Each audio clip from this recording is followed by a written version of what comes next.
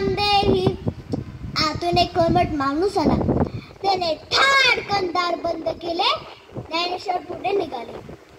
पुन्हा त्या कर्मठ माणसाने दार उघडले आणि म्हणाला, ए ए परा, इकडे इकडे इकडे. संन्यासाचाच पोरगा नाही रे तू? भिक्षा पाहिजे का तुला? ये ये, हे घे पीठ. आणि पीठ म्हणून झोळीमध्ये मातीच टाकली.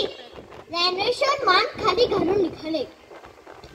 पुन्हा त्या कर्मठ माणसाने झोळीत चोरली आणि म्हणाला, अरे थांब थांब, यात भाकरी पण येऊन जा. कसं काय रे बेफाडू काय बघतोस? चल निघ, भिक्षा मागते. संध्याकाळ झाली होती. इकडे मुक्ताईने विठ्ठलाच्या मूर्तीसमोर सारस्वत लावली. ही मूर्ती तेवढीच तिच्या आईबाबांची आठवण. तिने हात जोडून रामरक्षा म्हणू लागली. तिला चौल आली की ज्ञानदादा आलाय म्हणून तिने पटकन आरशा उरकली आणि आपल्या भावासाठी पानं मांडली. निवृत्ती सोपान दोघे येऊन बसले. तेव्हा तिने विचारले, हे काय दोघेच कसे? ज्ञानदादा कुठे? त्याला भूक नाही म्हणत होता. सोपानानं उत्तर दिलं, भूक नसायला काय झालं? थांब, मीच बोलू आणते त्याला. असे म्हणून मुक्ताई खोपटात गेली. हे खोपट म्हणजे तिच्या ज्ञानदादाची एकांत जागा. गवत असेल जागेत तो लहरेल तेव्हा जाऊन बसायचा. दादाची झोळी तर इथेच दिसते. अगं बाई, या झोळीत माती आणि शेणाच्या गोवरा कोणी दुष्टाने हे केलं म्हणूनच ज्ञानदादा रुसून बसलाय. ए ज्ञानदादा, ताटी उघड ना, ताटी उघड ना ज्ञानदादा. ज्ञानदादा ऐकलंस? चिंता क्रोध मागे सारा, ताटी उघडा ज्ञानेश्वरा. योगी पावन मनाचा, साही अपराध जनांचा. ताटी उघडा ज्ञानेश्वरा. विश्वरागे झाले वन्नी, संत सुखे व्हावे पाणी.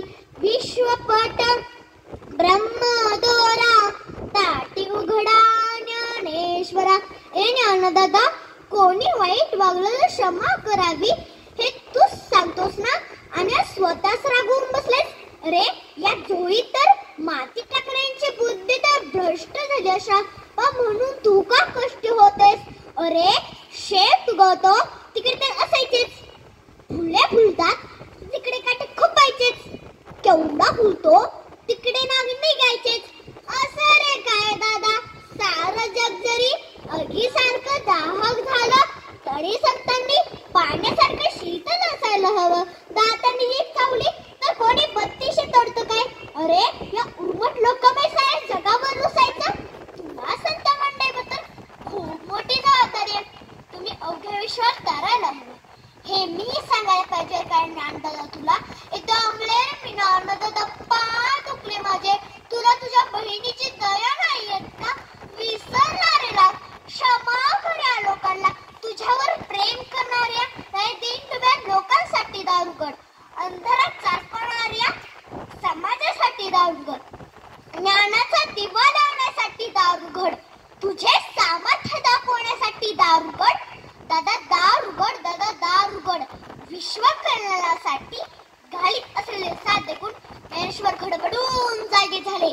मुक्ताईने त्यांच्या आयुष्यातील पसरलेल्या निराशेचा काळो दूर केला. त्यांनी धावत येऊन दार उघडले. दार उघडणाऱ्या मुक्ताईला उचलून घेतले आणि म्हणाले, मुक्ता, तू आज माझी उद्धार करते झालीस. तू मला संतांच्या ठयसणाऱ्या गुणांची आठवण करून दिली आहेस. मला आता विश्व कल्याणाच्या कार्यात भाग घ्यायचा आहे.